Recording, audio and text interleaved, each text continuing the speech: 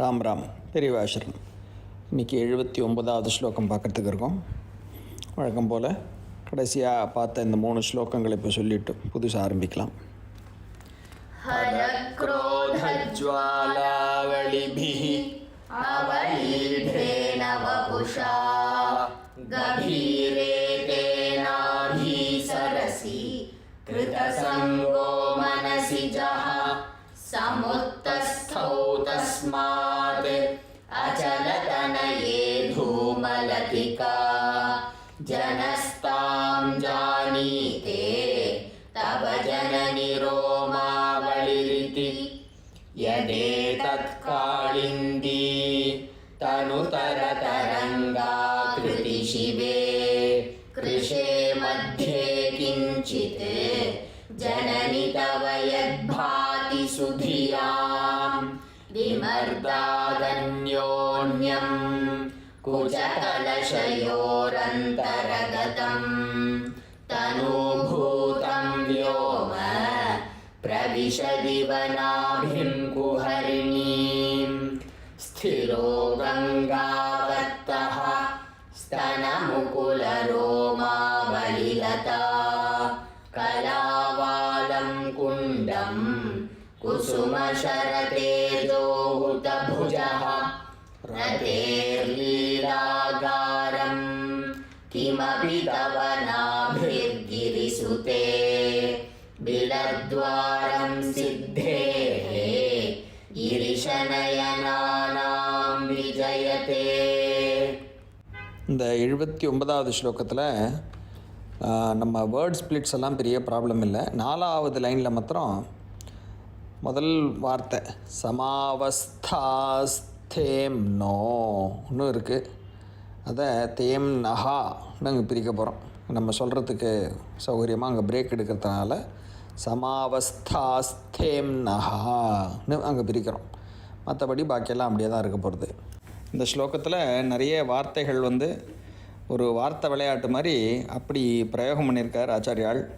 அதனால் கொஞ்சம் பொறுமையாக ஜாக்கிரதையாக எப்படி நம்ம ஸ்பேஸிங் கொடுத்து எங்கே பாஸ் எடுத்து சொல்கிறோங்கிறத பார்த்து க்ளோஸாக ஒரு 2-3 தடவை சொல்லின்னு இருந்தாக்கா சுவாமிகளுடைய அனுகிரகத்தில் நல்லபடியாக நமக்கு இது பாட்டமாகிடும். கொஞ்சம் இனிஷியலாக கஷ்டமாக இருக்கா மாதிரி இருந்தாலும் பெரியவாளுடைய அனுகிரகத்தில் நன்னா பாட்டமாகிடும் அப்படிங்கிற ஒரு நம்பிக்கையோடு நம்ம இந்த ஸ்லோகத்துக்கு நுழைவோம். இப்போ முதல் லைனில் ஆரம்பிப்போம்.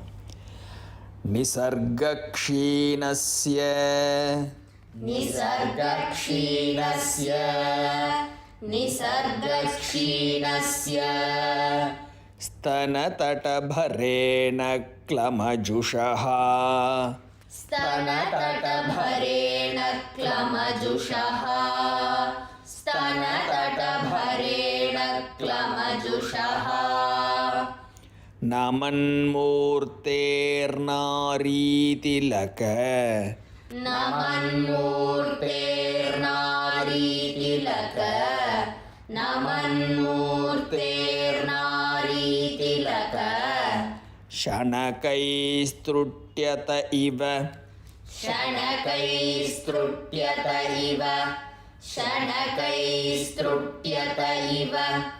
இப்போ சொன்ன வார்த்தை ஷனகைஸ்துருட்டியத்தை, அது அங்கே சேர்த்து எழுதியிருக்கும்போது கொஞ்சம் நமக்கு எழுத்து தெரியாமல் போகலாம். ஷனகைஸ் துருட்டியத்தை இவ அப்படின்னு வருது.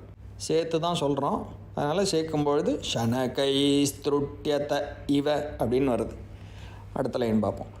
சிரம் தே மத்தியஸ்ய चिरं ते मध्यस्य चिरं ते मध्यस्य त्रुटिततटिनीतीरतरुणा त्रुटिततटिनीतीरतरुणा त्रुटिततटिनीतीरतरुणा समावस्थास्थेम्नः समावस्थास्थेम्नः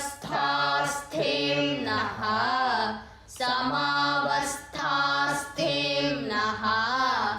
भवतु कुशलं शैलतनये भवतु कुशलं शैलतनये भवतु कुशलं शैलतनये. இப்போ முழு லைனாக சொல்லுவோம். निसर्गक्षीणस्य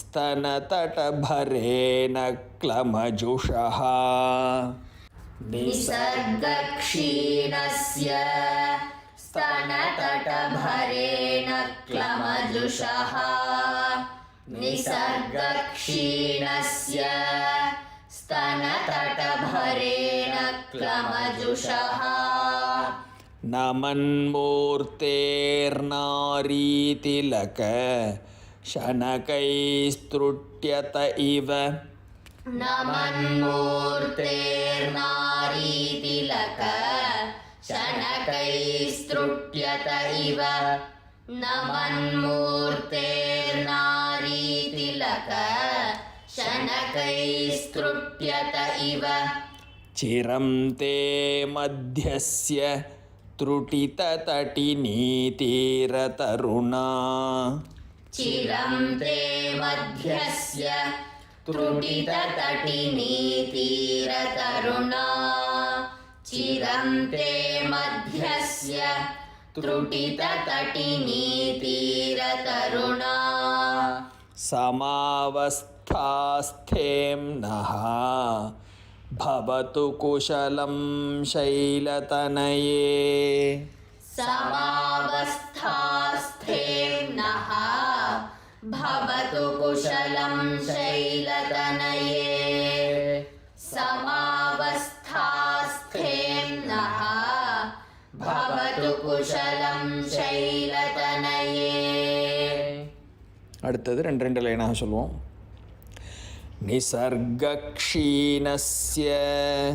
स्तनतटभरेण क्लमजुषः नमन्मूर्तेर्नारीतिलक शनकैस्तृट्यत इव निसर्गक्षीणस्य स्तनतटभरेण क्लमजुषः नमन्मूर्तेर्नारीतिलक शनकैस्तृट्यत इव निसर्गक्षीणस्य स्तनतटभरेण क्लमजुषः नमन्मूर्तेर्नारीतिलक शनकैस्तृट्यत इव चिरं ते मध्यस्य त्रुटिततटिनीतीरतरुणा समावस्थास्थेम्नः भवतु कुशलं शैलतनये चिरं ते मध्यस्य त्रुटिततटिनीतीरतरुणा समावस्थास्थेम्नः भवतु कुशलं शैलतनये चिरं ते मध्यस्य त्रुटिततटिनीतीरतरुणा समावस्थास्थेम्नः भवतु कुशलं शैलतनये அடுத்து முழு ஸ்லோகமாக சொல்கிறோம் निसर्गक्षीणस्य स्तनतटभरेण क्लमजुषः नमन्मूर्तेर्नारीतिलक शनकैस्तृट्यत इव चिरं ते मध्यस्य त्रुटिततटिनीतीरतरुणा समावस्थास्थेम्नः भवतु कुशलं शैलतनये निसर्गक्षीणस्य स्तनतटभरेण क्लमजुषः नमन्मूर्तेर्नारीतिलक शनकैस्तृट्यत इव चिरं ते मध्यस्य त्रुटिततटिनीतीरतरुणा समावस्थास्थेम्नः भवतु कुशलं शैलतनये निसर्गक्षीणस्य स्तनतटभरेण क्लमजुषः नमन्मूर्तेर्नारीतिलक शनकैस्तृट्यत इव चिरं ते मध्यस्य त्रुटिततटिनीतीरतरुणा समावस्थास्थेम्नः भवतु कुशलं शैलतनये